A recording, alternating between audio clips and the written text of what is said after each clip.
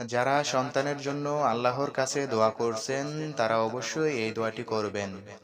রাব্বি লা তাজারনি ফারদান ওয়া আনতা খায়রুল ওয়ারিথিন।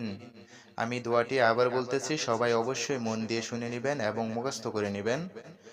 রাব্বি লা তাজারনি ফারদান ওয়া আনতা খায়রুল ওয়ারিথিন। এই দোয়াটির বাংলায় অর্থ হচ্ছে, হে আল্লাহ, আমাকে একা রাখবেন না, আমাকে নেক এবং ভালো সন্তান দান করুন। আপনি তো সবচেয়ে উত্তম দানকারী। আমিন। এই দোয়াটি অনেক ছোট কিন্তু এর ফজিলত অনেক বেশি, তাই অবশ্যই সবাই এই দোয়াটি নিয়মিত পড়বেন। এই দোয়াটি হযরত জাকারিয়া আলাইহিস সালাম পড়েছিলেন। হযরত জাকারিয়া আলাইহিস সালামের দীর্ঘ বিবাহিত জীবনে কোনো সন্তান ছিল না।